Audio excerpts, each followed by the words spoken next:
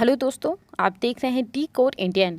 तो यहाँ पे आप जो बैंक्स और पोस्ट ऑफिसेस के अंदर कैश डिपॉजिट्स करते हैं, कैश विड्रॉवल करते हैं, उसको लेकर के पैन रूल जो है उसमें कुछ बदलाव लाया गया है। अभी तक क्या होता था, अगर आप अपने बैंक अकाउंट में एक दिन में 50,000 रुपये से ज़्यादा जमा करेंगे तो इस केस में आपको अपना पैन कार्ड का डिटेल्स बैंक को देना पड़ेगा। अब इसी को लेकर के नियम को चेंज किया गया है। इसी के बारे में आज के इस वीडियो में हम बात करने वाले हैं।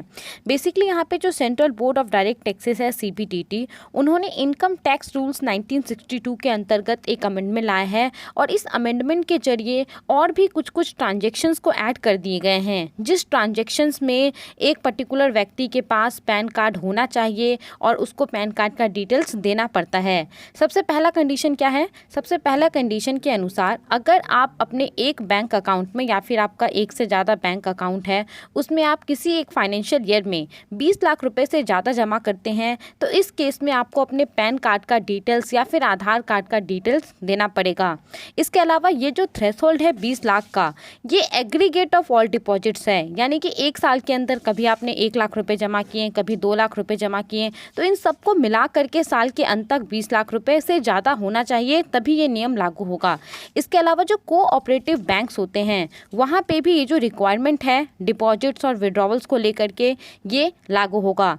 इन सब के अलावा CBDT के द्वारा जो नए नियम को प्रिस्क्राइब किया गया है उसमें कहा गया है कि किसी भी इंडिविजुअल का जो परमानेंट अकाउंट नंबर होगा या फिर आधार नंबर, दोनों में से एक, उसके साथ आपका जो डेमोग्राफिक इन्फॉर्मेशन होगा, कौन से प्लेस पे आप रहते हैं वो, या फिर बायोमेट्रिक इन्फॉर्मेशन, इसको बेसिकली सबमिट करवाना पड़ेगा principal director general of income tax या फिर director general of income tax या फिर किसी ऐसे व्यक्ति के पास जो कि principal director general of income tax के द्वारा ऑथराइज किया गया है। इन सब के अलावा यहाँ पे the principal director general of income tax को या फिर जो director general of income tax हैं उनके द्वारा एक प्रोसीजर को तैयार किया जाएगा कि किस प्रोसीजर के तहत ये जो आपका पैन नंबर होगा या फिर जो आधार नंबर होगा उसको ऑथेंटिकेट किया जाएगा।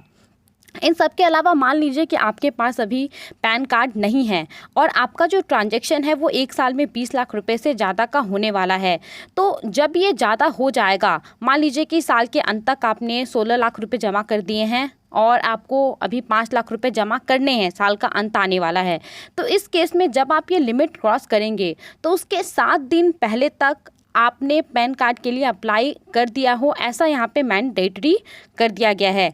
इसके अलावा अगर आप एक करेंट अकाउंट खुलवाते हैं या फिर आप अगर एक कैश क्रेडिट अकाउंट खुलवाते हैं तो इस केस में भी आपका जो भी बैंक है या फिर पोस्ट ऑफिस है उसके पास आपको अपना पैन कार्ड डिटेल्स देना पड़ेगा। इस चीज़ को भी अभी मैंडेटरी कर दिया गया है, पहले ऐसा नहीं था। इन सब के अलावा जैसे कि मैंने आपको बताया, अभी सिर्फ 50,000 रुपये तक लिमिट है। 50,000 तक अगर आप जमा करेंगे एक दिन में तो ही उससे ज़्यादा अगर जमा करेंगे तभी आपके लिए ज़रूरी होगा कि आप अपने पैन कार्ड डिटेल्स बैंक को दें। तो इस चीज़ में बहुत सारे लूप होल्स थे और इसीलिए इसको यहाँ पे बदला गया है। लोग टैक्स से बच जाते थे, हर दिन 50,000 करके वो जमा कर देते थे और गवर्नमेंट को पता भी नहीं चलता था।